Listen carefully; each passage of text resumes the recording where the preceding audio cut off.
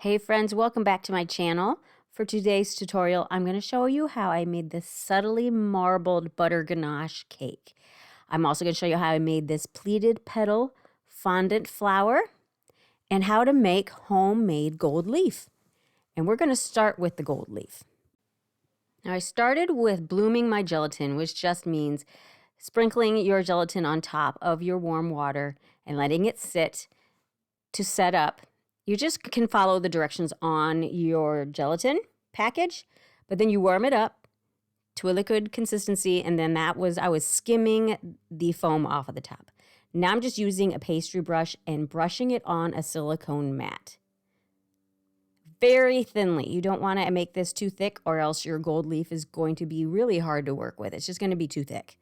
So then after that, while it's still setting up and a little sticky, I am just brushing on with a big fluffy brush some gold luster dust right on top of it. And you don't have to add anything to the gold, to the luster dust. It just is that bright and shiny directly on top of the gelatin. And then you'll set it aside overnight to dry. It will take overnight to dry.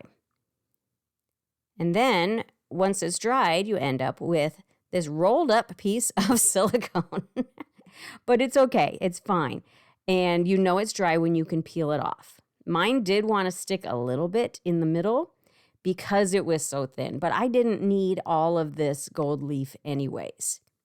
And you can see how it kind of pulled off in shards, which was fine because it kind of gives you those uneven edges that you get more when you are using the actual leaves of edible gold.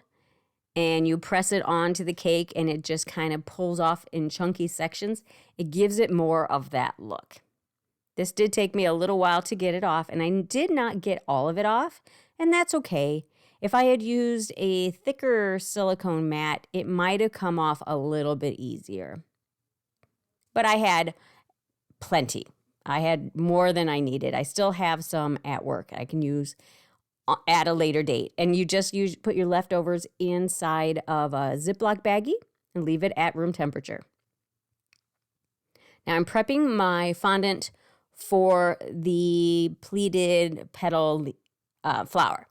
I did not have gum paste, so I just used some fondant that I already had that was already colored black, and I added some TMC or Tylose powder. It's the same thing. It makes your fondant act more like gum paste. And I had a couple molds that I went ahead and used that on, and I decided to stick with the sunflower. The other two were molds that I had made myself with molding putty using jewelry, so they were kind of more of a jeweled look, but I thought I wanted to go with the sunflower or the daisy. I thought that was really pretty and different.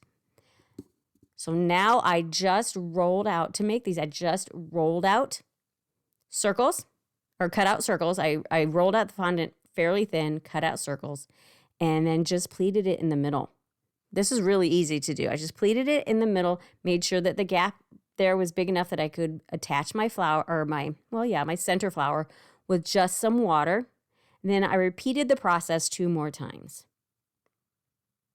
Now you need to make sure that that center part is rolled out thin enough and wide enough that your coinciding or overlapping petals will fit in. You don't want that center to be too thick. And I attached all of these with water. And you can just maneuver those petals where you want.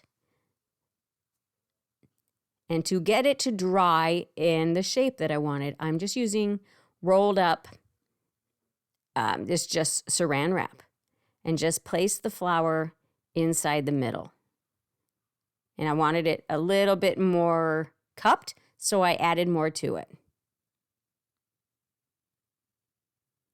And just play with it and get those petals where you want them. It would have worked better if I had done that overnight. That I did not do overnight. I gave it a few hours, and it didn't dry as firm as I wanted it to, so I ended up having to, you'll see later, but I ended up having to prop up some of the petals while they dried. Now I have some butter ganache. And to that butter ganache, I first added white to get rid of the the pale yellow color so that I had these colors were more true to the color I wanted. So I have some white that I saved. I added some black and some gray, and that's just Color Mill food coloring. Now I have 2 acetate sheets lined up on my board. I don't know if you can see them. You'll see them in a second here, but I just used those little silicone cupcake liners to drizzle the black and the gray. And then I am doing the background in all white. And to get this subtle marbling, this kind of reminds me again of acrylic poured art. I still love that, guys. This is super messy, by the way. I'm just kind of maneuvering it so that the marbling spreads out and gets that nice, soft, airy look to it. Then I let them cool down for just a little bit, not too long, because you don't want your ganache to set up and start cracking. But I used another thin layer of butter ganache on the back and then just lifted it up onto the cake. That butter ganache was probably at about 90 degrees that I backed these panels with. Again, very messy. I'm just cleaning the extra off of the wrap just because it was bothering me. And then I filled it in the top. I made sure that the acetate was taller than the actual cake so I could go back in and fill in the top. And I did the same thing for the top tier. I'm just using my smoother to make sure that it is attached all the way around the cake. And again, filling in the top and just kind of shimmying it around so that it settles into place. I put them in the freezer for a good hour, just to make sure that they were nice and set up. And then you just slowly remove the acetate sheets. Take your time because you don't want to pull that chocolate off of the cake. So these cakes have buttercream underneath the butter ganache. So you can do the 2 mediums together. Now there are some straws, support straws in that bottom tier. I didn't show you me putting them in, but they are. You kind of have to carve out a little hole with an X-Acto knife to get the straws in there, but you can do that. And then I just use a little buttercream on top to attach the top tier to the bottom. And I did put that on a little askew to leave room for the flower. And I just attached the flower with some buttercream.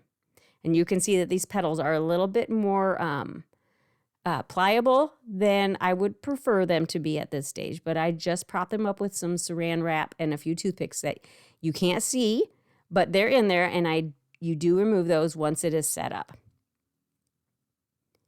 And then I am just using some gold luster dust mixed with some Everclear to make a paint. And I'm just redefining and bringing out that marbling just a little bit. I thought it needed a little extra touch since it was so subtle and soft.